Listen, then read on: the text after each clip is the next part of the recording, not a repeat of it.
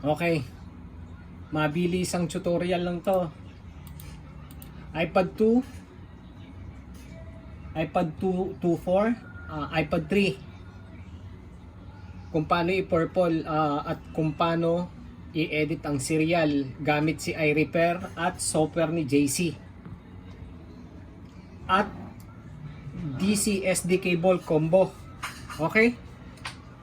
Una, ilagay natin si iRepair.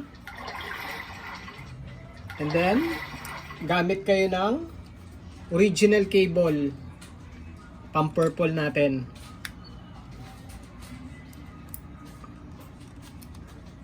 Okay? Next, i-download nyo lang si iRepair. Then, install. So, ito na siya.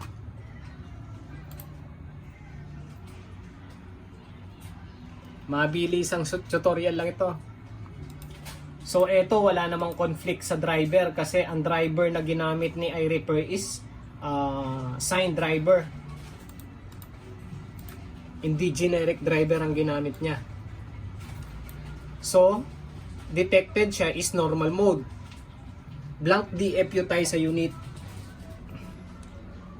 1, 2, 3, 4, 5, 6, 7, 8, 9, 10. Release power.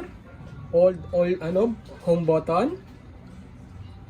Mabilis ang tutorial lang to. So, detected na siya.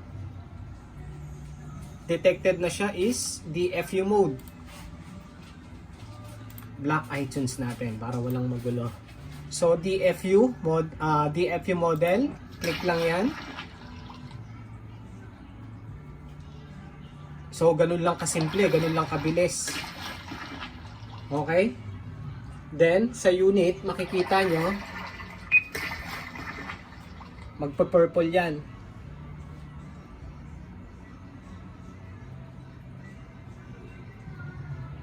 So, ayun na siya. Now, tanggalin natin ang original cable. Gamit tayo ng DCSD combo. May lightning tayo, meron tayong 30 pins. So, connect muna ako ng 30 pin ng DCSD ko. Okay?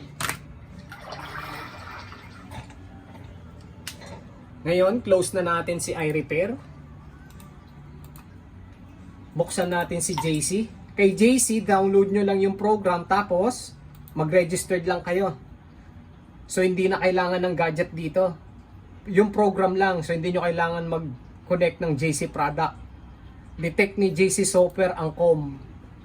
So, pumunta ng NAND. Check natin dito sa Properties, Device Manager.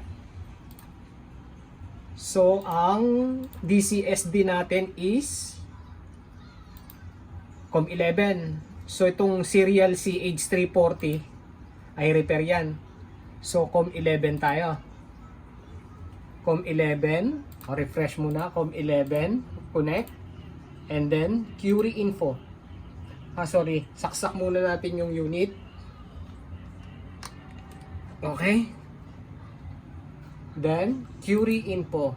So, ganun lang kasimple. Tapos, kung paano pag-edit, ganito lang. Yung apat na to, apat na unahan, huwag nyong gagalawin, tsaka yung apat na dulo. So, gagalaw kayo sa apat na gitna. Etong apat na to. Pwede nyong, yung I2, pwede nyong gawing 1, pwede nyong gawing 0. Yung N, letter din ipapalit nyo. So, sa apat na to, magpalit lang kayo ng isa, activate nyo na. Ganun lang kasimple. Okay? For example, itong 2, gawin nating 1. And then, i-uncheck nyo muna lahat para hindi sila ma-write lahat. Isa-isa lang natin, okay? Itong serial muna. So, okay lang, maski naka-check kasi Info naman niya yan eh. I-write lang natin yung isa. Serial. So, yung 2 pinalitan natin ng 1, query info. So, eto na siya. 1 na siya. Balik ko lang sa dati. Right? So, ganun lang kasimple. Okay, thank you.